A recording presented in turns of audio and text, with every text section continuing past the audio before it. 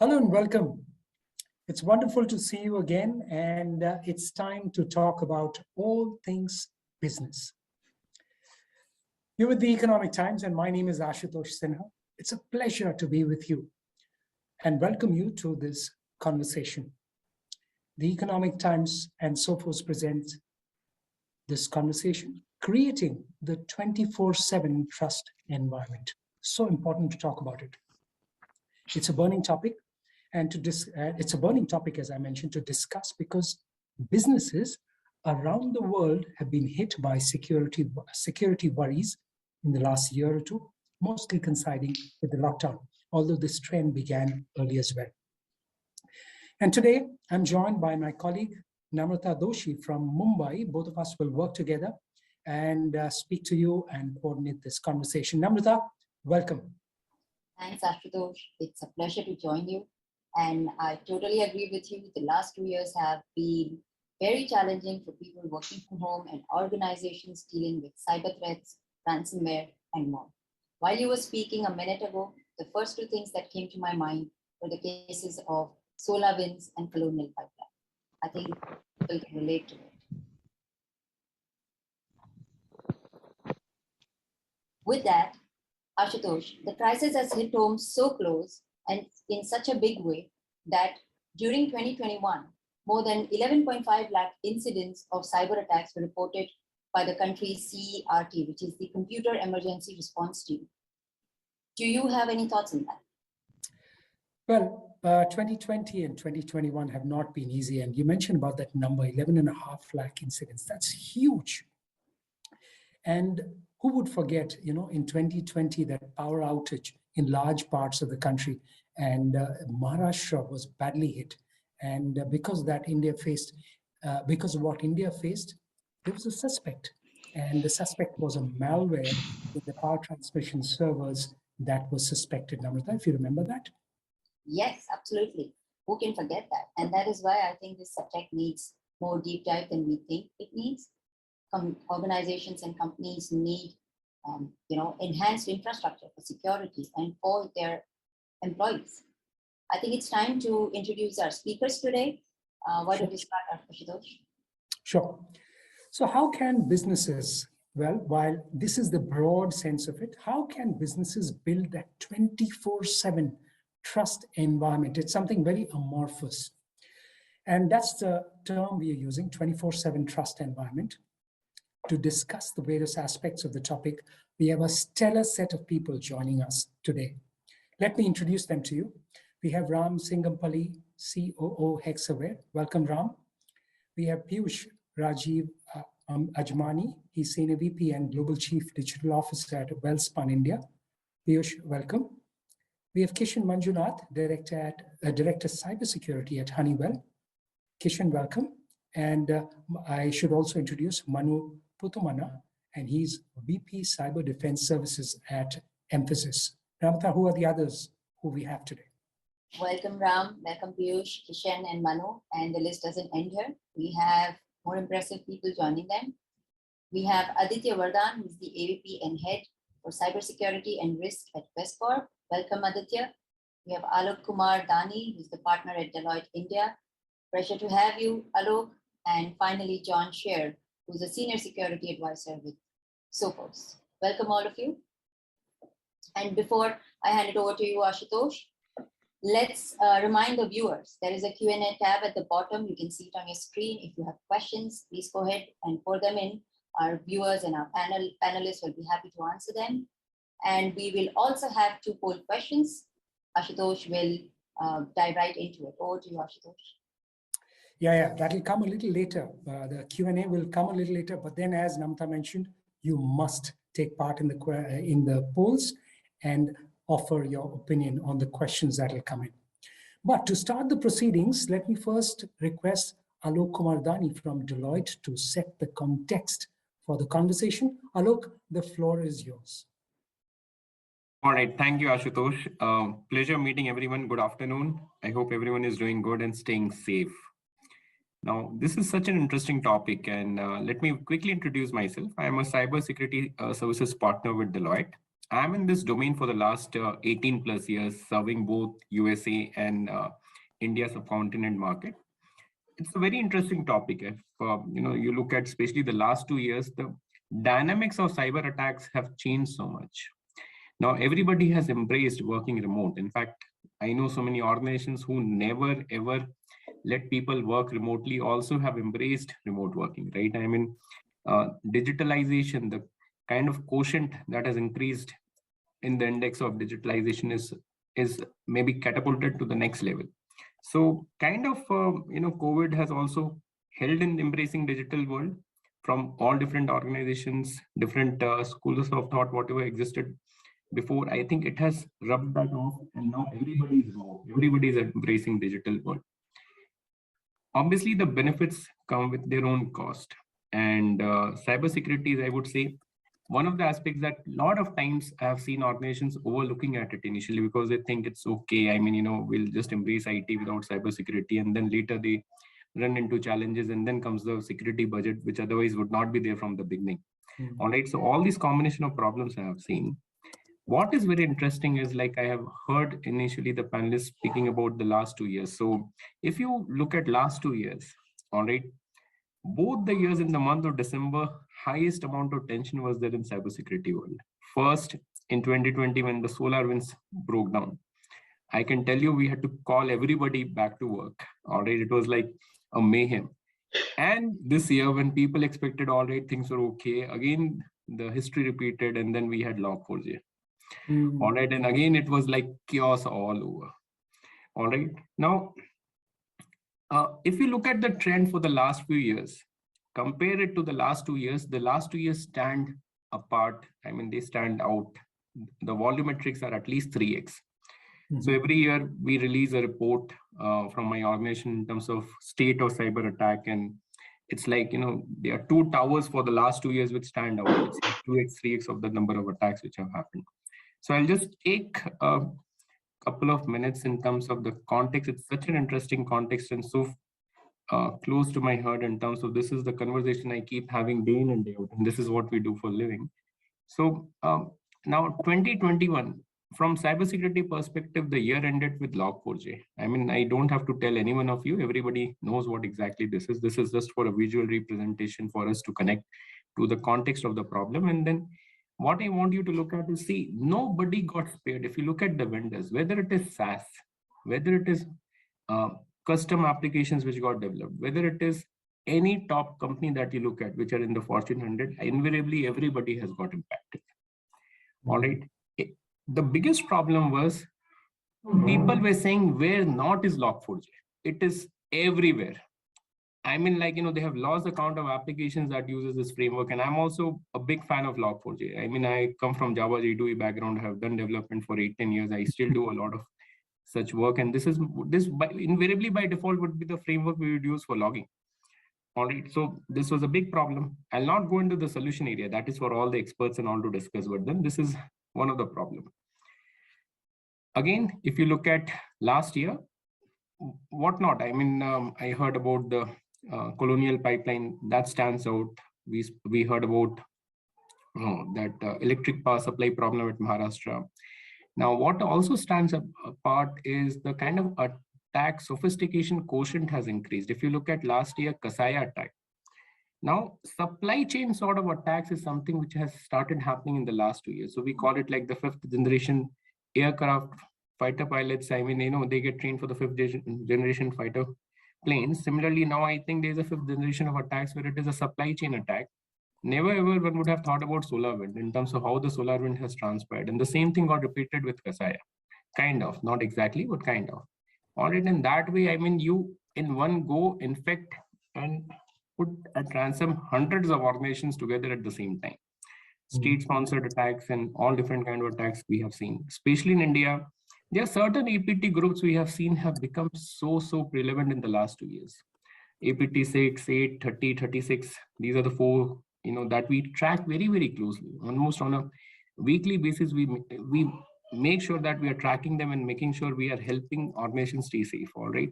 So with this context, I would say let's have a discussion how we can defend, how we can prevent, how we can maybe share information between all of us. Maybe there are so many different ideas. So let's discuss. This is only the tip of the iceberg, not that I have been able to do justice to this topic in few minutes, but then it's too important for all of us as an economy, as a country to discuss and defend ourselves, all right? Especially when we and that reminds me, in the last 2 years, you would notice every time there was an increased intention in the Southeast business community of the countries, the attacks would increase. All right. So that's again something very, very important. All right. The kind of attacks, and I deal with incident response, which is so sensitive. When we come to know about the motive of attacks, and sometimes you can't even imagine the motive that was there for an attack. All right. So I'll give you one example. Again, because it was a state-sponsored attack. One of the countries wanted to get the price list of certain items which India is exporting. So they tried to do that attack at different ministry levels and all. They could not. Then they got it from one of the airports.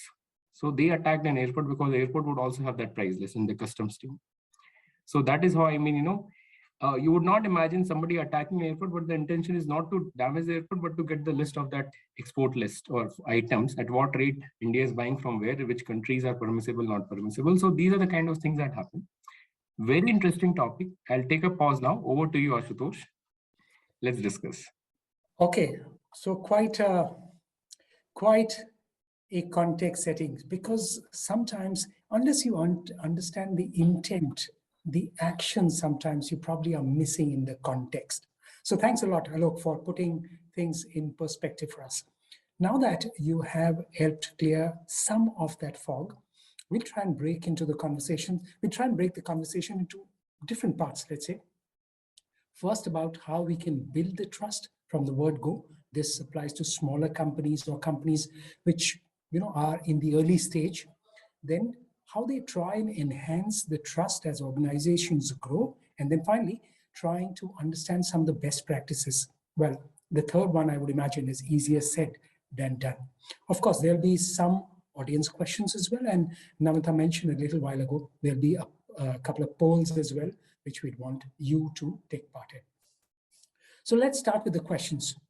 And let me ask maybe, Puesh, if you can take this one. This, as businesses are built on trust and, that they are able to win from their customers, that's the core of business. For some sectors, that is, it's very critical. Online commerce, banks, financial services.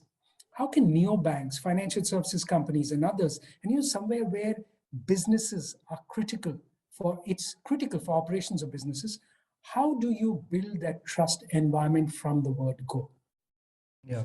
So first of all, good afternoon, everybody, and nice to be part of this panel discussion. I hope everybody is staying safe. And as Aloke was saying, it's a very interesting topic because now, like we've been looking in the COVID third wave, it's reaching our houses. So in a way, the whole cyber security point is also reaching to our houses in a way, because we are all connected in this environment of 24/7. So this trust basically comes to us as individuals also. And then we extrapolate it. It also comes in the ecosystem that we operate, which is the organizations like we work with. So I think fundamentally the point here is that, it's not about an individual or an individual company who can do a lot. It's an entire ecosystem, which we are part of. When we look at all these attacks, what has happened in the last year, even right now, we're looking at the whole diplomatic attacks, which are happening in Ukraine and all. So it's kind of a fundamental 360-degree view that we need to look into.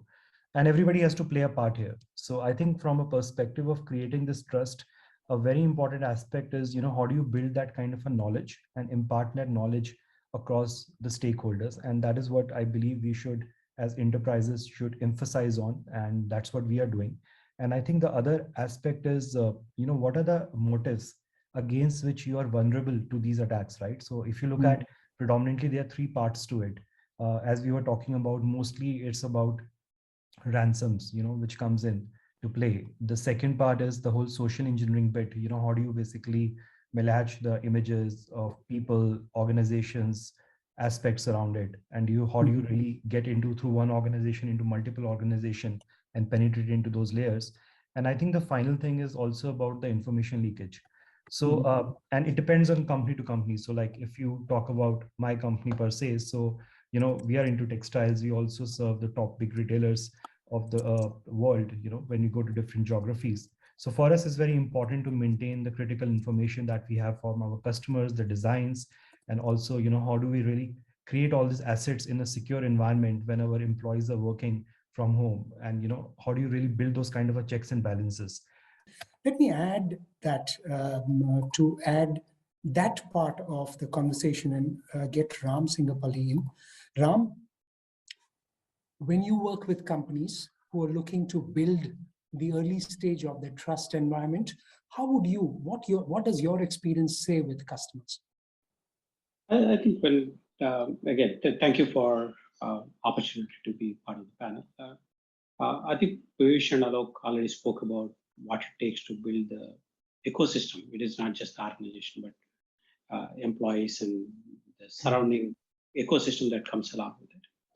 I think the first and foremost for any organization to recognize that this is part and parcel of critical business function, right? It is not an independent something that would come and add on to it later, but it is part and parcel of it. Even if it is a very small business that runs their own employees' payroll and they carry the bank account, so on and so forth. So organizations shouldn't think that they don't have much of a confidential information. Every organization today, even if it is a company with 10 people, 20 people, keeps a lot of information that needs to be protected because it belongs to their employees, their customers. So there are regulatory requirements, right? Privacy, security. This needs to recognize that cybersecurity is part and parcel of running their business. So that's the first thing that organizations we ask to recognize and say, from the senior management, they need to make a statement that every function should consider cybersecurity as part of their responsibility. Right? That starts from the cultural point of view. Then the next part is to make sure that the organizations invest into right technology solutions aggressively to make sure that cybersecurity is implemented across the functions. Right. So the second part is to make sure that we have enough investments into technology to do that. And third thing is important is to coach and train employees about the cybersecurity. Right? People maintain things in Excel. In an organization, it doesn't mean that they can get things done by doing it in Excel locally. But what kind of security issues that they can get into are, you heard from Aloke pointing it out. Somebody having information in an airport actually allows somebody to get to the airport and steal it. So, so the third part that I would say is the employee education plays a very critical role as a third step into it. So if I were to summarize it, make sure that the management recognizes cybersecurity is part of the business function, and you make the right investments and coach employees to be well educated on cybersecurity. This is the words. Okay, thanks a lot for that input. And I think we lost Puesh in between. So if Puesh, you have something to add here, we're happy to hear quickly. Yeah, sorry for the network issue. So yeah, I think what Ram was saying, I completely agree. And that's what organizations have to emphasize, how to build this whole cyber resilience into the ecosystem, where now cybersecurity is dealt like more of a business problem. It has to be inbuilt into the processes. And that's how we have to evolve. And there are multiple things, I've seen organizations working on, especially now from the day one, when we look at any new project services coming in, there's a very strong scrutiny in terms of the cybersecurity measures, which we need to build into. And I think we have to keep evolving on that. Yeah. Absolutely. I completely agree, Ram and Puesh. Thank you so much. Companies are achieving early success, especially smaller companies. Keep in mind, for them, customer trust, customer satisfaction is more important than ever before.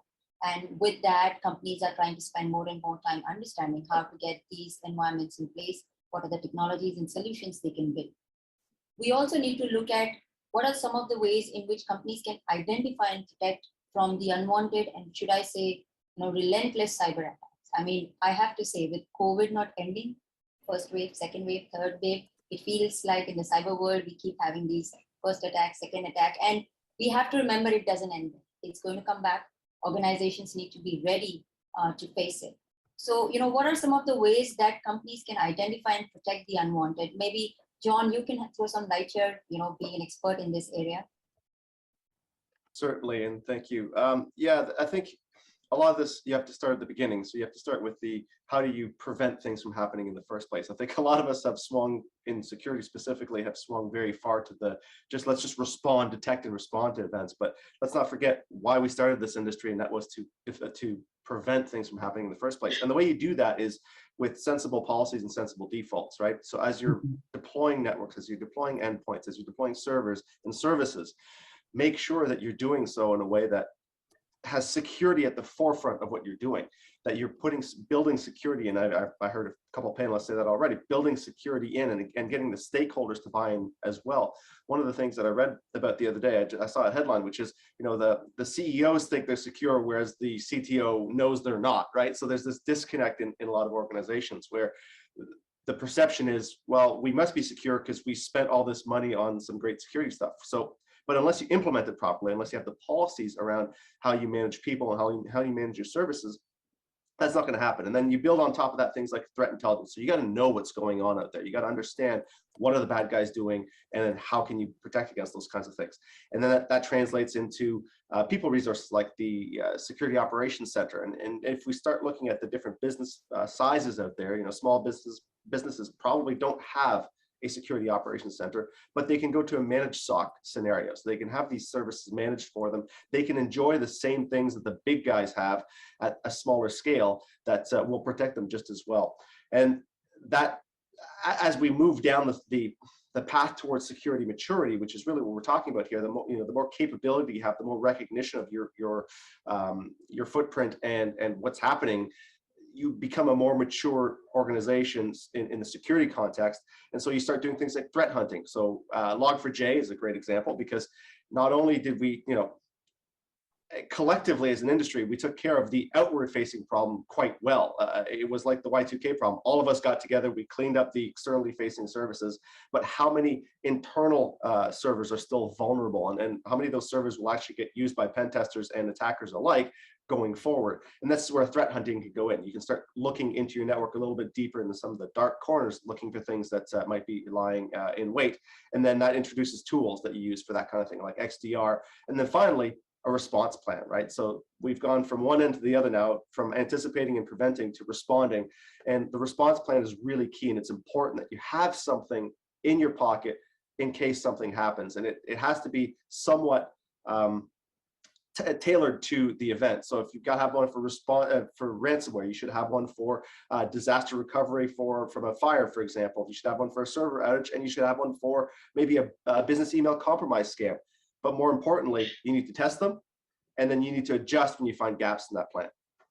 Yeah, thanks. Thank you, John. What he's saying is you need to have something ready in your pocket, a go-to strategy. If you can help us here, Aditya, what do you think, and how should companies approach building systems and processes in place so customers can feel comfortable and trust, in building a strong foundation? Hi, Anamrata. First of all, thank you very much for allowing to be part of this conversation.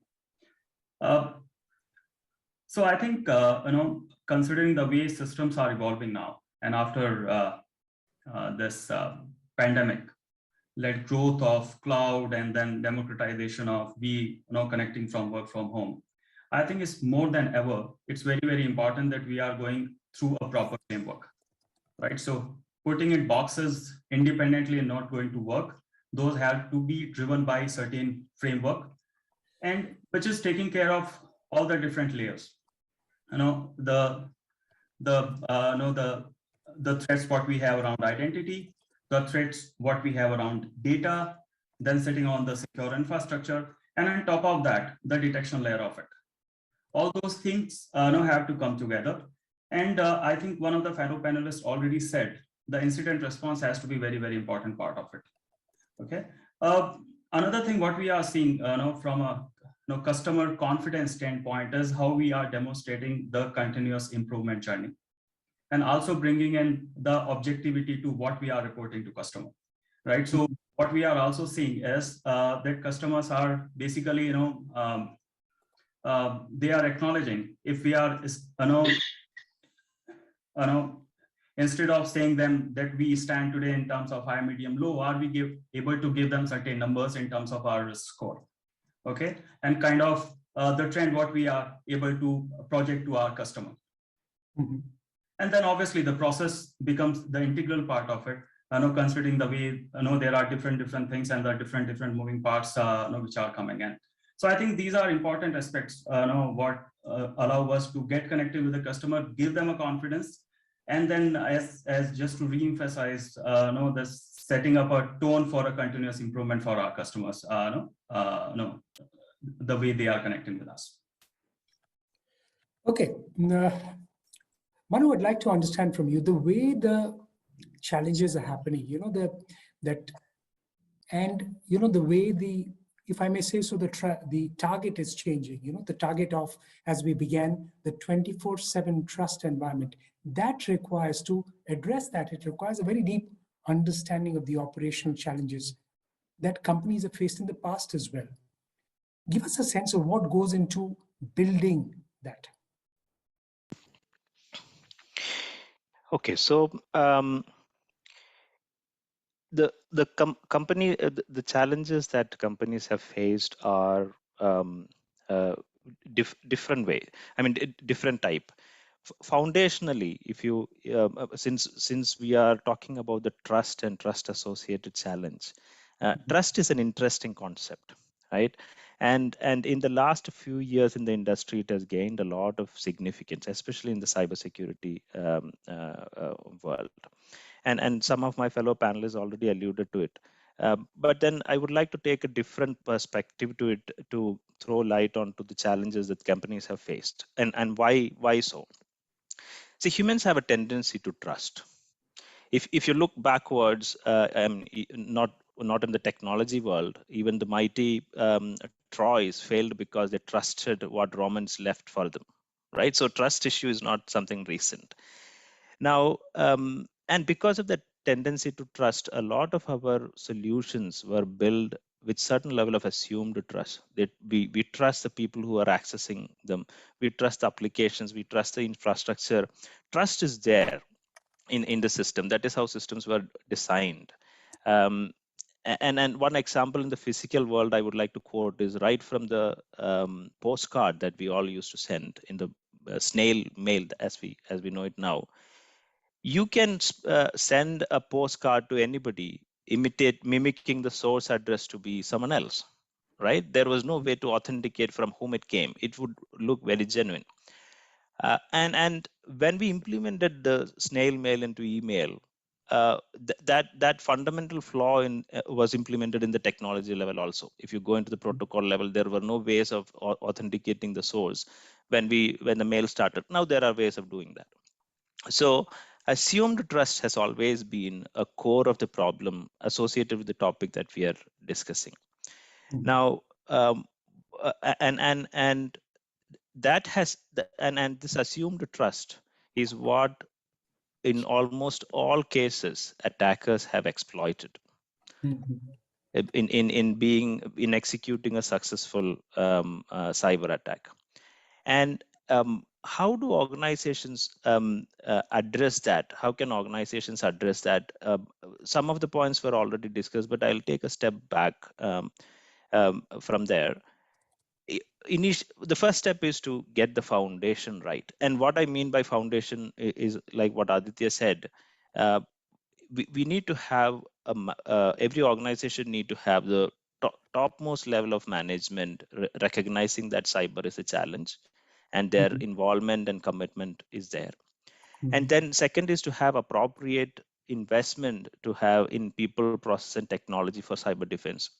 Often we see very disproportionately low money being spent on cybersecurity. And once these two elements are there, the third element of the foundation is to use these two and establish a risk-centric cybersecurity program or risk management centric cybersecurity program, which is a business enabler rather than an impediment. So it's a question every organization needs to ask: do they find their cyber program as an impediment to business or an enabler? I remember a recent conversation where someone said, cybersecurity is like the brakes of your car. So what I mean by that is, of all the accessories that you have in an automobile, it is the brakes that allow you to go faster, not anything else, right? That's the significance of it. And beyond what my colleague said, because of the changes that the industry is seeing in terms of adoption of digital transformation, as well as the changes that we are being forced into by the pandemic, one key shift that we are seeing in the industry is an adoption of what is called a zero trust. Now, it may feel that 24. We are discussing on 24/7 trust, and I'm referring to something called zero trust. But I believe zero trust is the way to, or the 24/7 trust environment will be based on the principles of zero trust. Okay. I hope the discussion would lead into more discussion of zero trust. So I don't want to get into those details at this point. I think broadly, this is how organizations can address these challenges. Okay, Manu. So interesting that you've mentioned about that assumed trust as well, because Kishen, I'd like to understand from you, with rapidly evolving technology, how can the largest companies stay up to date with something which is as amorphous as that? And I'm also asking in the context of the zero trust that Manu referred to. Kishen. Right. Just to add to Manu, implementing zero trust would require a more comprehensive vision and plan across the organization, and we would have to prioritize milestones based on the business priorities. So it's a journey. So it's not something that can be just solved by throwing technology, and it's not something that you can solve within, that can be solved over a few months, or it takes time. So I come more from a product development background, and we have SaaS offerings that we deliver to our customers, large enterprise customers. And the principles of zero trust, like verify explicitly, like you don't assume that a person's identity, once it's authorized, is good enough to access any resource in the environment, right? So we do strongly enforce that, because we have a lot of customers' IoT data in our environment, and customers really care about how we are protecting data. So having something like micro-perimeter kind of an architecture, micro-segmentation, and ensuring that at every point we do validate who the person is, whether they have the right level of access or not. Those kinds of, sorry, my thing keeps going off. Okay. So validating, authenticating, authorizing at every access point, especially when you're trying to access customer data, is important. We don't assume trust, to Manu's point. There are things like, in addition to that, we also have continuous monitoring, continuous auditing that we have implemented to ensure that we, on a regular basis, on a weekly basis, daily basis, monthly basis, we can audit and validate that only the authorized people have access to the data. All access is through APIs. So there are architectural elements to it that you can implement from a product point of view purely. But it also extends to how you would set up your network, your IT infrastructure. How do you validate devices that connect? Do you have mechanisms in place to ensure that they are running the right level of OS, right level of patches, things like that, right? So just extending on that to this whole topic of customer trust. So I will take Log4j as an example. So we have a focus on building on compliance and customer trust, right? So we do a lot of various things. Compliance could be as simple as getting a SOC 2 audit done, right? And then we have white papers, we have certain publications that we provide to our customers to give them the confidence that once they give us the data, it is only accessed by authorized users. There is no way malicious software or a non-authorized user can get to the data, right? But Log4j was a good example. So it kind of validates that our systems work. So one was detection, right? So it came around December 9th. So most of our automated scanning tools, etc., the signatures would not have been updated at that point in time, let's say. But we also do monitor external like cert inputs, etc. So how quickly you can get to know about a zero-day attack is important. So once you get to know that you have this problem, identifying where all this problem exists is also important. So that means that you need to have a good configuration management database, an asset database, identify the owners who need to take the next level of actions, right? Then similarly, if you have a good patching cadence, a lot of these Log4j issues could be resolved through patching. So we went from our old versions of Log4j to 2.15 to 2.16, and now a lot of them are on 2.17, right? That's because of how good your patching strategy is. And then we also do a lot of supplier risk assessments management. So we use a lot of third-party software, right, which also has Log4j. So how do you track that and update it? So we went through this whole exercise, and we have a lot of customers whom we had to notify and give them updates, right?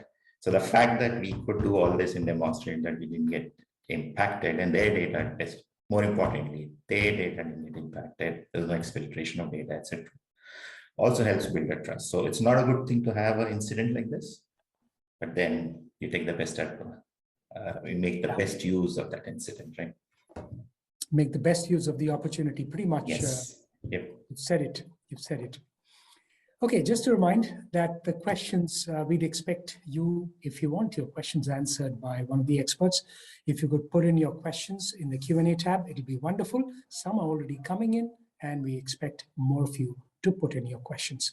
It's time now for the first poll for the day, and let's get ready. That's on it. That's the question before you on the screen. For information security, what's the most important factor for trust? And you have to make one choice. Now, interestingly, all the speakers, Namrata and I, we can't make a choice. So the choice is yours.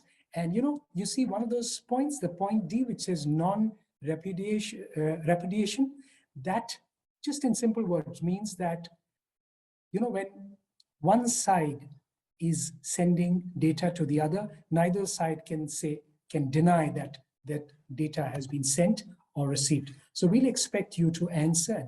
You can just choose one of those four, and the answers will pop up on the screen any minute for you, and we wait for your answers. It's very important that we get your responses as well, because the speakers will also get a sense of the people, how they are thinking, because we're talking of something which is so important in the last year or two, and this has been discussed so often, and your views matter as well, because if you're interested in the topic, you would also be interested in the poll. So look at that.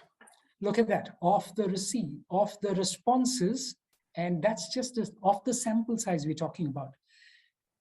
Confidentiality comes at the top, almost half the audience. And the other more important thing is data integrity.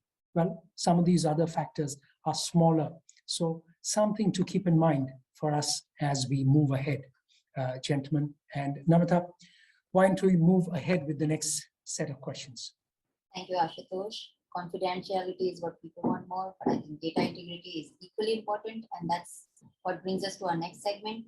Let's try and understand how companies are dealing with building processes and adapting them, which were built in the early part of the business. So Puesh, maybe you can help us here. How is it that India is dealing with the issue of talent? Like, when talking about these issues and having to resolve them, do we have the expertise that we need, and are companies ready to face that? Yeah. I think that's a very relevant question, because if you see today, the demand of cybersecurity professionals is humongous. And while we look at the demand, the supply is quite minimal. And even in the supply, the quality of the professionals is quite limited. I think so far, we have also seen in the industry from an enterprise standpoint, it's very important that we have the right professionals who come in and work, but it's very difficult also to retain them. I think that is where a lot of help comes in from specialist firms who basically engage with companies to really build the entire ecosystem, because I think there is no point in reinventing the wheel. I think a lot of things is being already done by the specialist service providers, the firms, the product partners. Is important you engage with the right companies so that they can bring in those parameters, those policies, those frameworks to basically align it to the bigger enterprises. And within the enterprises, you should have few people who should have a very strong view on cybersecurity. Rest is all about, kind of creating an ecosystem where you can build, bring in the set of specialists.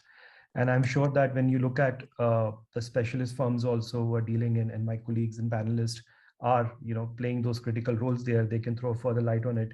I'm sure the talent scarcity, the retention of the talent, even the quality of the talent and building that kind of a competency is very important, because, we are racing against time. It's not that, it's a kind of a couple of years back, it was a standardized framework, I would say, the way we look at cybersecurity, and the pace at which it was evolving and the whole continuous improvement that we talked about was not that fast as it is today, because you're fighting a battle in the battleground, right? So the way you have to really evolve the competency also is going up. So I think that's a very big challenge which I see. Thank you for that, Puesh.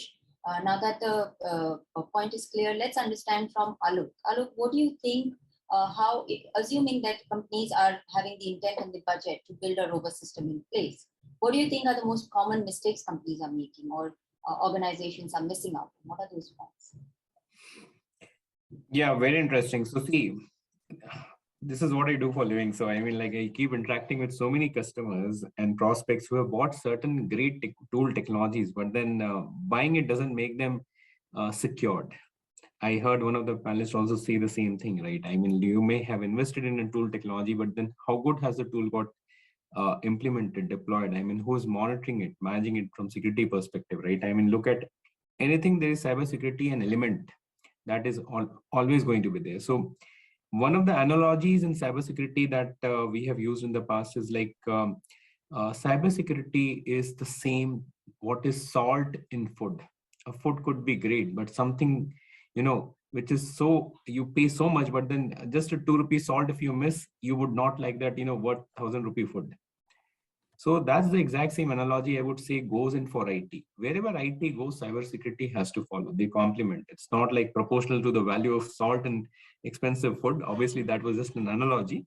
So we need the right level of services in terms of making sure the entire infrastructure is secured, application is secured, whatever you may choose. All right. We are doing some very interesting work. I mean, helping customers secure their scooters. There's electric scooters, electric cars which are coming out. All right. Again, they have to be very secure. They all use connected car technology. All right. So, like I said, salt goes for any kind of food that we take. Cybersecurity goes for any kind of IT that we consume. Whether it is on the mobile, laptop, it is anywhere. A cybersecurity element is always there. All right, and leave it to the experts. I think, make sure that it's not like only buying the tool will keep you secured. My suggestion would be always make sure you do periodic assessments, posture check in terms of where you are. All right, because again, the situation is very dynamic. What is good today may not be good after 1 year. You should not be like, all right, I'm very secure today, I have got it done by the best organization, but then still do a maker check, or get somebody else to do maybe a periodic check, and then put a roadmap for next 3 years. I don't think we have visibility now beyond 3 years. All right, and gone are the days when we used to do 5-year planning and all. Even 3 years is very challenging. So that would be my suggestion. Okay, I am not even sure if 3 years, a lot of people would be ready to predict.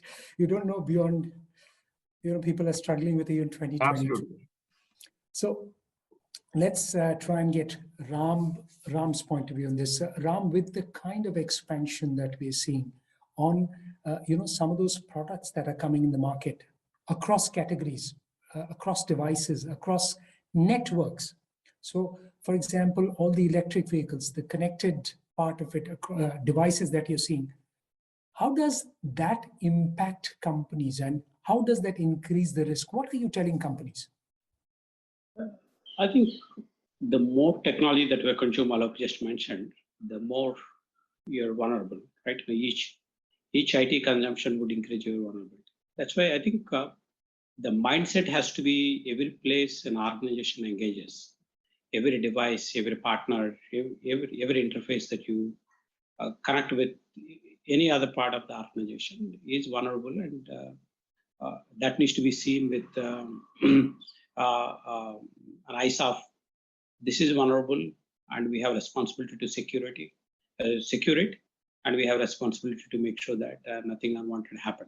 So every technology that for example, a retailer would say you have online shopping that's opens up organization for vulnerability. But imagine what organizations would try to venture into virtual reality, right? You want to have shops to be opened up in much more in a realistic fashion, not on your device, but on a virtual reality device.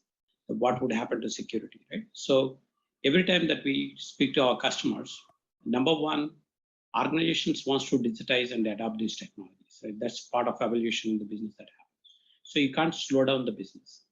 But at the same time, if you adopt the security solutions that go along with it appropriately, one, you'll be able to move the business to the new technologies, and two, you should be able to secure it. Right? So as we had earlier, one of our fellow colleagues said, hey, this is the brakes. Security is like a brakes that allow you to go fast. The brakes are important because when you see a ditch and if you are unable to brake at the right time, you could have with an accident that's unwanted. Right? So that's how it needs to be seen. So as much as we are building the technologies, we need to build those brakes that are required to do it. So that's how we look into it. And I think the two important philosophical things that we tell people, keep in mind that you behave like you are as if you are a defense organization. Defense organizations are very good at thinking that they are all going to be attacked by their enemy any day. Right? That's the mindset they inculcate. So that's what we keep telling people, right? So one of the ways that we do is, for example, when we wanted a security framework a couple of years back, we said, we will take NIST CSF framework, which is the defense organizations do, right? So having the mindset of defense organizations is one of the ways to, yes, the defense takes a little longer to adopt the technologies, but once they adapt, we know that they're all secure, right? That's one philosophy that we tell people to do. The second one is you always be paranoid about it, that somebody is going to breach into your infrastructure, your devices, your information in the next minute, next day, next week, right? No matter how much you have done it, you always be paranoid about somebody is always attacking you, right? So that's the mindset that we expect our customers to have it, and that's what I would expect my leadership team to have it in as they are building the systems, either for our organization or for our customers.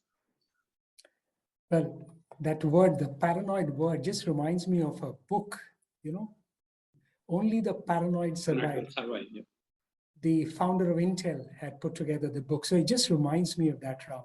Okay, let me now add another question for Kishen, because that word paranoid also very important for the Honeywell part and the kind of business it runs. Kishen, the way you have devices across locations, across businesses, across industrial locations, how do you approach it? How are you, if I may use the word, paranoid about it in ensuring the security of it? Right. Yes, we do, like you said, have a lot of devices. We play big in the OT world. So we, at the hardware level, so there's more processes that we have identified, right? So at the hardware level, we have identified what minimum security you need to implement in a device. at the chip level, etc. Right? So we have a good hardware qualification process, hardware security reviews that we go through to ensure that the device is secure. Secondly, a lot of our networks, OT networks, they're not directly connected to the internet. So there are proprietary protocols that are used, etc. And we have come up with the network architectures, preference kind of architectures that our customers should implement, let's say in a building or a plant. And if we are connecting that to the cloud, we have built gateways, which can talk to our cloud, and they again are built to our security baseline standards. And they're hardened in the sense that you cannot actually log into the gateway. There is no user interface. There are no administrative APIs to connect to the gateway. It's all managed directly from the cloud. So, and every device that's connected to the cloud, we have an authentication mechanism. We have to be an authenticated device. We have a way to, sorry, whenever I talk, this goes off, I don't know why, but there's a way to provision the device remotely so that we know that it's an Honeywell authenticated device that's communicating to our cloud. So there are a lot of architectural and technical things that are built in. But a lot of it is also how you build defense in depth. So a lot of these devices are not directly connected to the net. They get aggregated through the gateway. And then the gateway only has outbound connections. So there's no way you're opening any threat surface in a customer's network, right? And there's usually firewalls between these various levels. So we have architecture patterns. We follow the Purdue model. If you're aware, if you're familiar with that, the L1 to L5 network model, and this IEC 62443 practices. So there are industry standards around this that we kind of leverage, follow to secure our devices. But then there's more to what devices that we do. We also have a whole bunch of cloud-based services. And I saw a question around, can defense applications or federal applications be in the cloud? So yes, we do have, it depends, right? So even on the cloud, we can leverage something like a GovCloud, go through FedRAMP certifications, have a Department of Defense kind of certification for cloud-based solutions. So we also are looking at those kinds of standards, which will enable us to even serve other like federal and defense kind of customers of ours. And talking about devices, again, we have devices on the aircraft, right? So we have a disconnected way of communicating with the device. So there are different practices that we've learned over the years that we've implemented. And we are modernizing it now based on some of the newer standards, practices, etc. Kishen, the word cloud-based services, it reminds me how it can get very overwhelming for a lot of customers, especially not understanding IT and how the whole ecosystem works. So maybe Aditya, you can help us understand when the pandemic hit and the entire digital supply chain came into picture. How do companies make sure they tell their customers that the best practices are followed? How do they do that? Namrata, know that I think many of us and many of our customers, as we deal with external customers a lot, right? They were caught off guard, right, when it happened. And frankly, the first week was terrible for the customers, right? They were just scrambling upon to get going when things were all came to stop, right? And we have seen that there are customers who basically got some software. So there are customers who were more innovating in terms of putting those controls and cleaning things up. I think the companies who were already following certain best practices were able to resume things quicker and faster, for sure, right? But over a period of time, the customers got them all things, all those practices in place. They were the customers who basically invested a lot in terms of providing that secure remote access.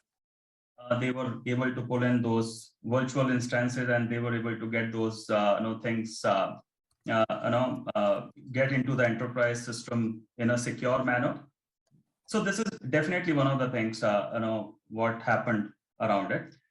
And in fact, Namrata, if you allow me, let me also take, there was an interesting topic which was going on around when we say supply chain, or from a talent standpoint as well. See, as a Quess, we are India's the largest private employer in terms of headcount, and as we speak today, we are 4 lakh plus people across IT and non-IT.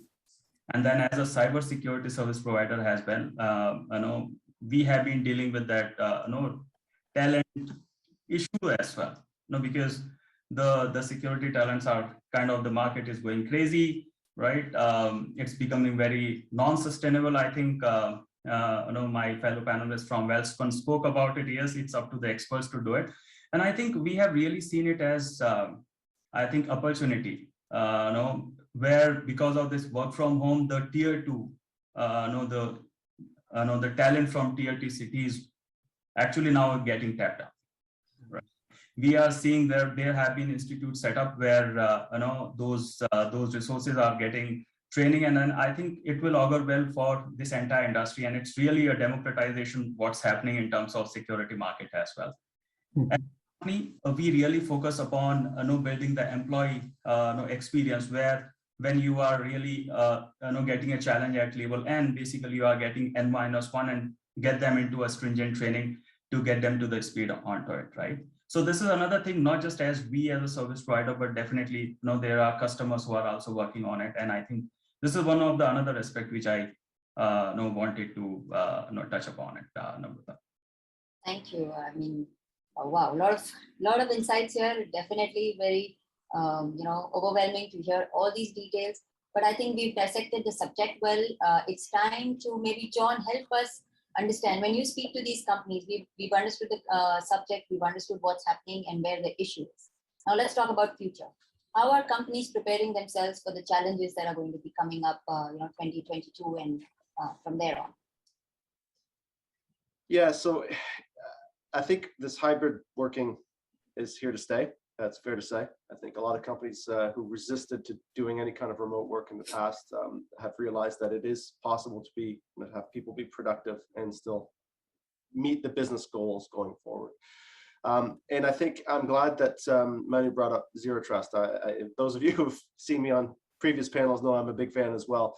And I think that's from the protection side. I think you're going to see a lot of people moving towards that, at least having that as a goal for the next couple of years to implement, because Zero Trust really is the way. Speaking of how do you build a trust environment, it's kind of ironic that we're using the term Zero Trust, but it's a way of actually enabling your organization to have better visibility, better context, and again, better implementation of things like security defaults and security perimeters, while also enabling the business. And I heard a couple of the other panelists mention this as well, which is really encouraging to hear, because too often, there's this perception that security stops things from happening. And I guess in the sense, things like firewalls, yeah, the products themselves do stop bad things from happening, but they also enable good things from happening. And I would challenge people who say security is a stopper to say, well, if you have a cyber attack on your network and you get everything encrypted, that's going to stop your business as well. So security really plays a part in keeping that moving. And so having an enabler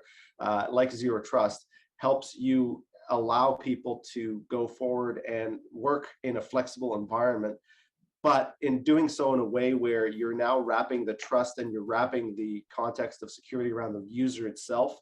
And if one user gets compromised, it doesn't compromise the entire organization. So as we move forward through 2022 and beyond, I think that's the direction security is going to be taking. And then let's not forget the cyber criminals who are always trying to circumvent the security, right? They're always trying to abuse our trust, as many panelists have said already. And some of the things that they're doing right now is they're employing different ways of dragging us into their net of victims. In the past, there was a lot of this sort of spray and pray activity where you just send payloads out to everybody, hoping that just by orders of magnitude, you'd get some victims. Now what we're seeing is actually some more pinpoint targeting. We saw a couple of groups specifically, Bootloader and Bazaar Loader, where they were doing sort of a pre-filtering. They would actually select their victims based on a characteristic. So they would poison Google search results, and then based on your machine type, you know, the operating system you were using, some of the applications that you probably had installed, then they would choose among that pool and make you a victim out of that. And so there's a sort of reverse targeting going on as well. And so this sort of hybrid attack scenario needs a hybrid defense. And so back to defense again, we're going to need and to the talent shortage that was just being talked about, we're going to need to have the machines help us as well. And so AI is going to get more and more infused into the processes that we do, not only from the defense perspective, but also from helping the humans just be more effective at their jobs. And one of the things that we're working really hard at Sophos on is this automated SOC idea, where we're going to use artificial intelligence, machine learning, deep learning to help the analysts that are on the front lines, that are dealing with this on a day-to-day basis, make better decisions about what they need to prioritize to keep the organization safe and secure. So I think you're going to see a lot of shifting on the game board here of the, you know, the attackers and the defenders sort of getting into position. But I think if we have a plan, we can actually make a better defense going forward. Okay, that's an interesting point for the discussion, how much to use AI. So because we have one question coming, Prakash Prajapati joins us. And well, Prakash, if we can have us, if we can have you on the video. Okay, Prakash joins us. Prakash, what's your question? Good evening, everybody. So I'm glad to part of this discussion. So my simple question is that, so we are talking about the zero trust. So what I felt during a zero trust, most of us are doing a whitelisting to avoid the business downtime. So either the whitelisting of application or the communication, which may lead us to make a vulnerable setup. So is there any technology available so that they will learn the whitelisting being utilized efficiently, and we can come over the situation where whitelisting cannot spoil my overall architecture design? Okay, okay. Let's take that question first. Ram, if you're comfortable, and then probably Manu as well, a quick answers to that question, please. I won't have a specific answer to it. You know, the fact that you are whitelisting some service or your third-party thing, you trusting them, right? You know, that's how you whitelist it. So make sure that you audit them before even you apply any technology, and make sure that it's a trustworthy. Right? But from technology point of view, I would let other panel members, Manu or somebody. Sure, Manu? Yeah, sure. That's a very interesting question, and I see where Prakash is standing as a security professional when he is forced to whitelist things, right? And whitelisting has always been the Achilles heel of security apparatus of any organization. We say we want to control, but then we pass these things under the carpet, which will eventually get detected by somebody with a malicious intention and will get exploited. Now, how do we connect to this whitelist? And I probably will refrain from using a product name or anything for, as a solution to it in the context of this conversation. Otherwise, I might be doing a selling here. But to answer your question, there are products that can help you in that space. Let me leave it at that. But then looking at a product to solve that whitelisting problem is not what I would recommend. Zero trust is more of a strategic approach that organizations needs to adopt in its framework, and that would involve bringing in certain new tools, or it may be looking re-architecting the way you are. Re-architecting the way your systems are configured and managed, right from the application layer to the far end, from where end users are accessing it, right?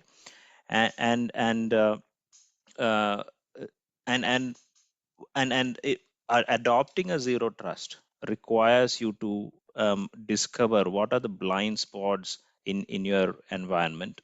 What is the basic assumed trust in your organization? Are you still reliant on your perimeter as a security? Do you still rely a lot on VPN for people to come in? And once people come in through the VPN, do you kind of give them unlimited trust, right? Sure. Like how it used to be, and all those things. And how effectively have you implemented principles of least privileges? So these are the things that would really help you move towards zero trust. And the biggest mistake probably organizations would do is to think about it as, okay, bring in another tool and solve the puzzle. Okay, point taken. And thank you so much, Prakash, for coming in and being a part of the conversation and raising this important point. Time now Thanks. for the next poll. And as always, we request you to take part in this. Just express your opinion on this poll that's coming up on your screen. There you go. Which factor among the following could impact information security risk most negatively? Now, as we mentioned earlier, you have to make one choice out of the 4, and the results will show up in just a couple of minutes. Just to point out again, all the speakers and both Namrata and I, we don't get to be part of this polling process. So it is your choice, your opinion that counts here. When you choose one of them, that'll pop up on the screen and you'll get an answer to what is the response to the question. We've been streaming on multiple platforms, and but the ones here, they can answer this poll. So it's good if you can answer the question and we get a response to that. And that's a quick poll we have, and look at the response we have. Well, quite a few people have participated. So the highest 30-odd%, slow security capability update. So if you're not updating enough of the security patches and security detailing, that's what is the biggest factor. And accountability of the processes that Manu just spoke about also a little while ago, that is important. So they two of them, they stand out from among the topics mentioned there in the poll. Thank you indeed for participating in that poll, and let's move on, Namrata, with the questions. Thank you so much, Ashutosh, and thank you, speakers. We have one very interesting question here, trying to understand how are we going to build futuristic technologies? Now, talking about AI, talking about cloud-based services, how is it that we are going to have futuristic technologies that can help us? Maybe we can have John help us here. Sorry, couldn't find the mute button. Yeah, the future is all about enabling and automation. I think it's about helping humans be more efficient in their jobs, but also being more effective, so that as people are looking to secure organizations, they're doing so in a way that isn't overburdening them. And back to the talent shortage, this is something that is, I think, is affecting a lot of people. It's the amount of work that needs to be done to secure an organization and then follow up on all the alerts that get generated can be quite daunting. And I think that the future is that automation piece where we can help people move from pre-implementation to post-implementation to monitoring in a way that's a lot more effective and efficient for them. And AI is going to do that for us. That there's no doubt. AI is one of the powers of AI is just its ability to crunch through vast amounts of data and give us results. And just if I can address the question that was asked previously about zero trust and if there's things that AI can do, this also answers your question, Namrata. There are ways that when you're analyzing your network in a zero trust context, that you can understand what the baseline is and use AI to actually start to spot anomalies, even little anomalies, like things like all of a sudden John is logging in from a different location than he was every other day this week, right? It might be tough for an analyst to pick that out if they're simply looking at the logs that are scrolling through on their screen. But it'll be really easy for AI to do something like that. So the future of security is going to be rethinking and re-architecting how we do security, which is again, taking the perimeter away from the old model, which was wrap it around the organization, to now wrap it around the user and adding that context of what they're doing, but then also adding automation and deep learning into the mix so that we can be more efficient and effective at doing the job of every day-to-day security, right? Understanding when there's a problem and then going out and threat hunting for any additional issues that might be lying in wait on your network. And to me, that's the direction that we're going to be seeing in the next, at least in the next couple of years.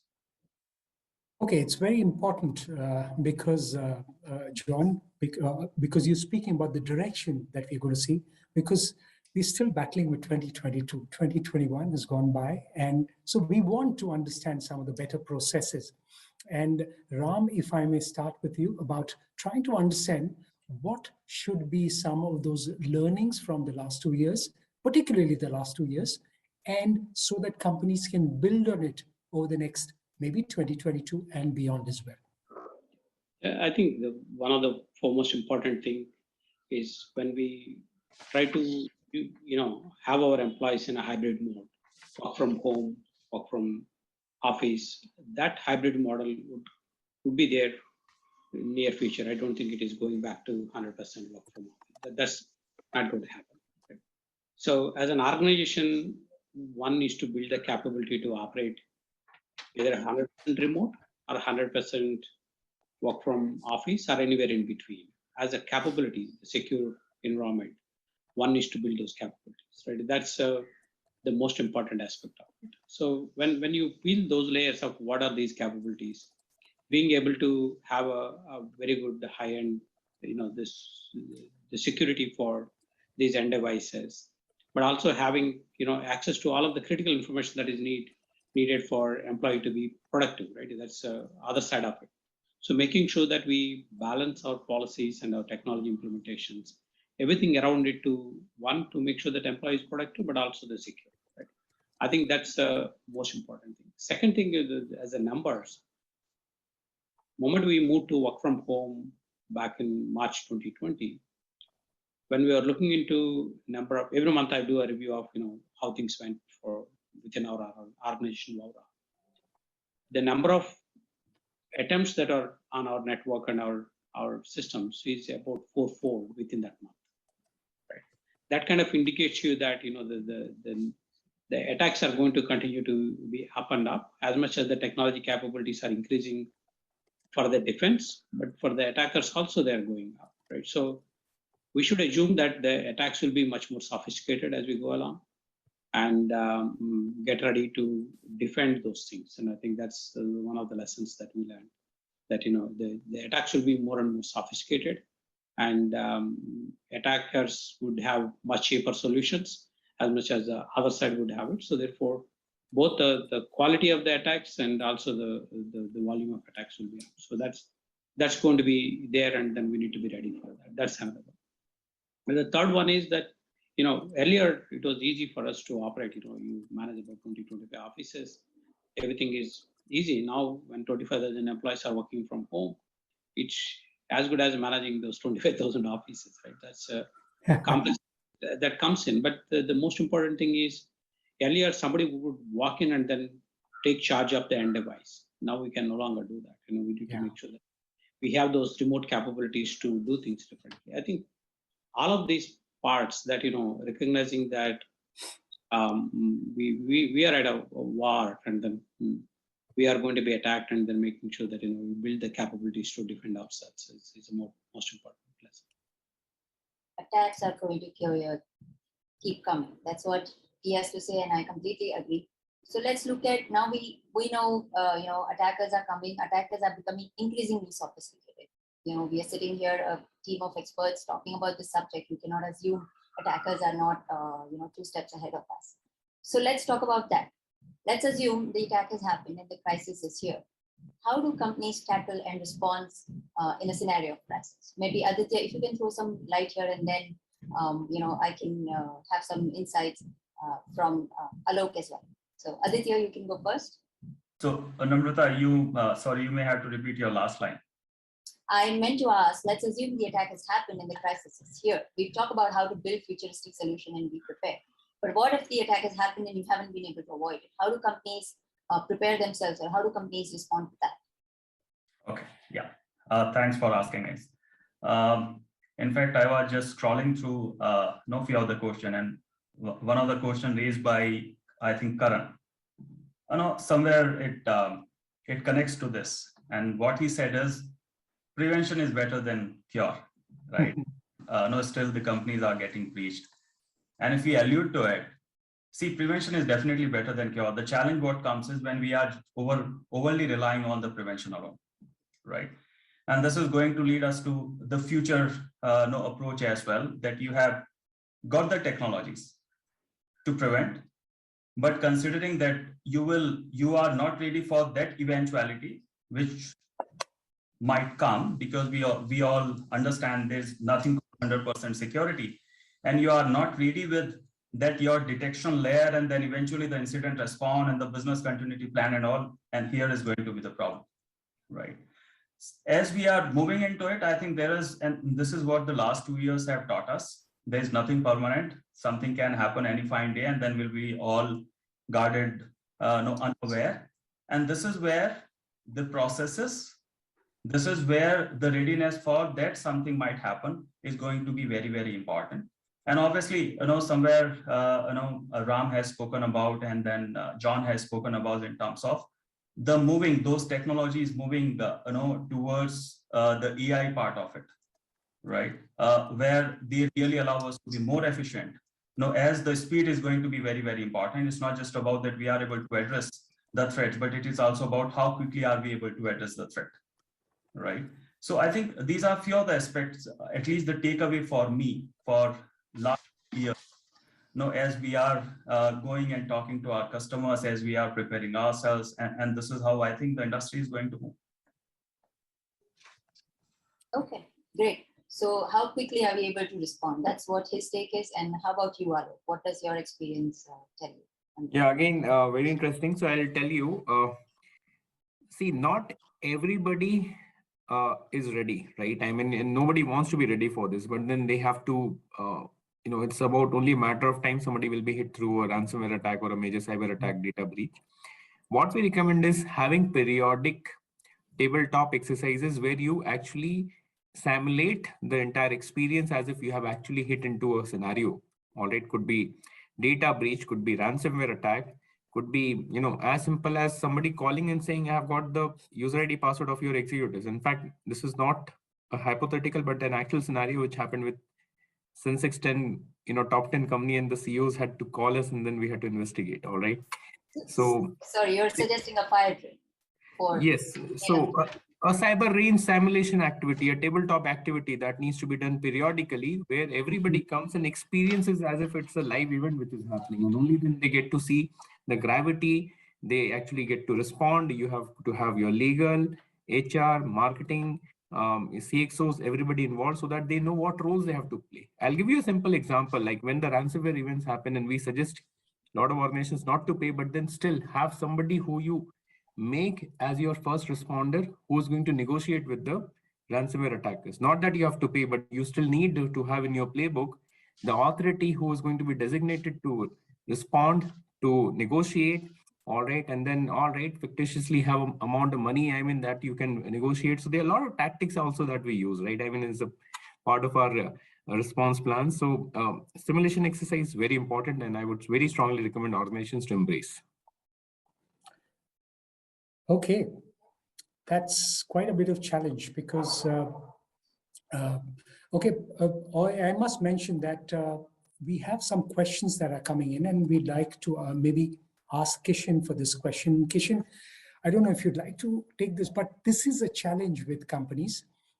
Cybercrime insurance, this is from Apurva Kumar, who's a company secretary from Gurgaon in Haryana, and he says cybercrime insurance cost is huge once ransom attack of past is reported. How to mitigate the risk in such cases where the cost is effective? I don't know if you'd be the right person. So yeah, that's not really in my area of expertise. Okay. Ram, can I, because again, Ram, because you'd be dealing with the top question. I also see Manu smiling here, so.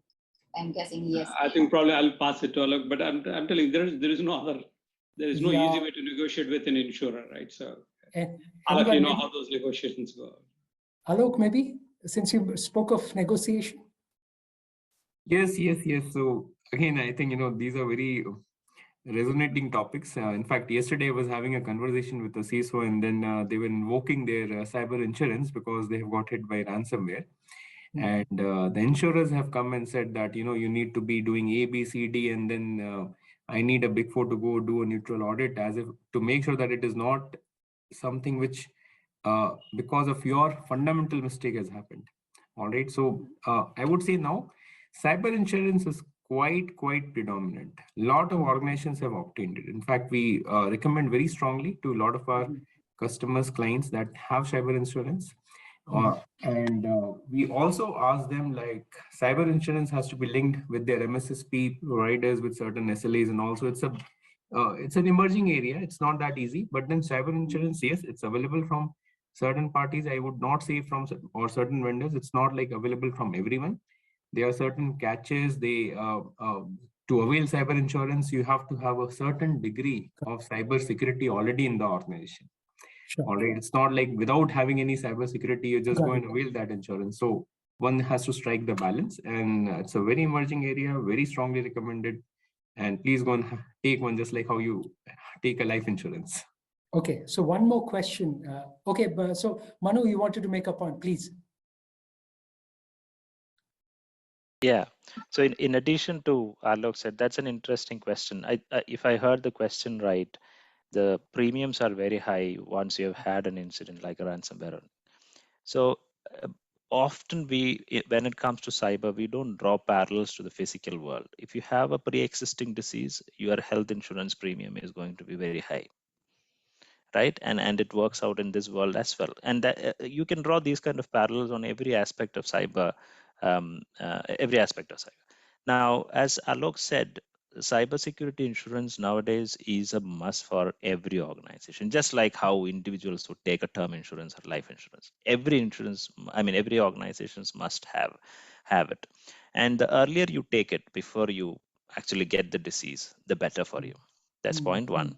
Point two, if you do get attacked and then you are going to do it as an afterthought, then I would imagine re-establishing, it comes down to a certain level of negotiation with the underwriter, and what they are looking for is to adjust their risk, right? You may have had a past incident, but how well can you prove to them that you have learned the lessons from there? And then how have you put enough controls satisfactorily and demonstrably in place that it's not gonna, you have reduced the probability of that happening again. So if your insurer is confident, one insurer now needs to get more people to buy his insurance policy, so it's a business for him. Second is, how do you prove that you have learned from the that's your best chance to get your premiums to the lowest, but never expect it to be as low as what you would have got had you not had the incident. Okay, this is a interesting conversation. Okay, take another question from that's come from Rajesh Ganju, and Rajesh says, what is more vulnerable, network or data stores? How to prevent data if someone crashes into the network? Piyush, would you like to have a quick answer to that? Yeah, I think in terms of vulnerability, so there are firewalls and all which protect our networks.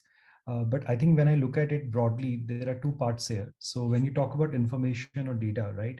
One is there is a part when you're creating or you're producing the information or data, right? And the other aspect is that how you're basically consuming it.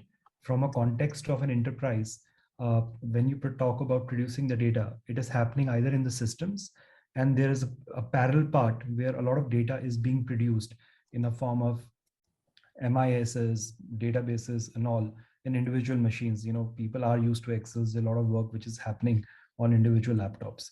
So when we look into totality, the part where the data is being made into the systems, it is residing into the servers, that is a little bit easier for us to protect, from a technology perspective. We talked about, there are multiple aspects of building the information technology layers at an asset level, at a configuration level, at patch level. We're talking about cloud, network, security patches, endpoint patches. All those things are there where we can continuously monitor it, right? But then there's another part, how you're going to basically protect the data which is being produced at the source itself, at the machines, right? So there are multiple frameworks. We are currently looking at a framework of what we call as DLP, the data leakage prevention framework, where we are having the endpoint security backups which are being done. We are also looking at a continuous scanning of the data which is being produced, so that whatever the information is being shared from the assets of the company to the outside world, we do a real-time scanning. And that is where on the background, we talked about, we have not reached to the level of AI, that level of sophistication, but at least there are those tagging which are today manually done in terms of identifying, what are the data points that we need to monitor if they're moving out of the company network through emails and stuff like that. And also controlling how people are coming and logging into their devices by multiple authentication factors. So I think these are the two aspects, and there's a lot of technology play which is again evolving in these areas. So we also look at even in the source systems, when our employees are working on their machines and all, there are multiple security level patches and programs which are running to make sure what they're browsing, how much they're browsing, so that at least we control the spread of the things there. So yeah, so I think a lot of work happening on the endpoint part because of the whole hybrid model coming in. Network side, we are still okay. Thank you, Puesh. Data and how users are using it. Thank you for summarizing that.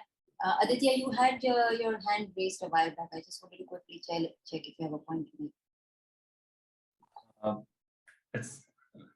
It's missed now. Okay. Okay. I think I was just trying to add to what Manu and Aloke said in terms of cyber insurance, right? And what Manu was saying to how do you really demonstrate? And actually, I was just trying to connect back to what I said in my starting remarks, saying now the third-party vendors who are kind of putting up score to the overall security posture is one of the ways where it rules out the subjectivity out of it. Now you have got a score, and if you are basically, other than what Manu said in terms of demonstrating what else you have done to take care of what earlier, and if you are able to showcase that trend, obviously try to get it towards the upside of it. And if you are able to show that, then it might help in terms of negotiating your insurance. Okay, thank you. Thank you so much, Aditya. I think we are very near to closing now. We've discussed problem, crisis, response, everything. And I think I'd like to invite my friend John here to help us summarize that and make it less overwhelming for our audience. John, the floor is all yours. Great. So firstly, I'd like to thank the audience for participating and listening to the discussion today, as well as my fellow panelists for a lot of really good insights into security, and obviously our wonderful host for asking us some great questions. And what I took from this discussion is a few things. One of them is visibility is key. And when we think about things like Log4j, visibility means one thing, but when we think about an organization, it means another. So Log4j, visibility means knowing where all your assets are, and where all the pieces of software are that might include things like Log4j in them, and being able to remediate them. But also stakeholder buy-in is part of visibility, right? Understanding, having the executives, especially at the really high levels of the company, understand why you're doing this, why are you implementing security in these ways is important. And that's that stakeholder buy-in that gives you visibility into the entirety of the organization. And then defaults matter. And we had a poll question that kind of sort of alluded to that a little bit in terms of patching and password management. And these are all defaults. These are all the foundational things that I heard my panelists talk about. Now, building solid security foundations rely on defaults. They rely on putting your best security foot forward, which means prioritizing security, right? There's this buzzword in the industry right now called shift left, which is basically means get in front of the problem, right? Make sure that you address it before it becomes an issue. And adding application security at the end of the project is not going to make your application secure. You need to do it at the beginning of the project, or whatever you're doing, whatever product or service you're putting out there, or whatever network you're building, prioritize security. And reframe about how you think about security, right? It's about enablement. It's about making sure that you keep the business moving forward and keep it doing what it needs to be doing in order to, make more money and make better products and provide better services. And ZTNA is definitely the future. This is how we're going to accomplish a lot of this, by including AI, by including automation, by understanding the context of the business, and just making it more secure overall moving forward. So again, thank you to everybody. If I'll just one little plug out there that we just released our threat report recently. So sophos.com/threat report. If you want to read about some of these stories about how the bad guys are trying to get into our networks, then go to that. And again, thank you. And I'll pass it back to you, Ashutosh. Thanks so much, John. Thank you indeed for being with us. And the more we talk about it, the more we share, that's important for the industry. And one thing that kind of struck me, if I were to give one headline for the conversation, one part of the conversation, if you need maybe 100% security or near 100% security, zero trust is important. So that's the kind of situation possibly we are in as far as the security is concerned, and creating that 24/7 trust. Gentlemen, and of course, I must thank my colleague Namath as well. But first, Ram Singampalli, Puesh, Rajiv, Ajmani, Kishen, Manjunath, Manu, Puthumana, Aditya, Vardhan, Aloke, Dani, and John Shier. Thank you very much for taking out the time to talk about this. And as I said, the more we talk, the better it'll be for the industry, for the community, and everyone. On behalf of Namrata and I, thank you indeed for taking out the time. Thank you.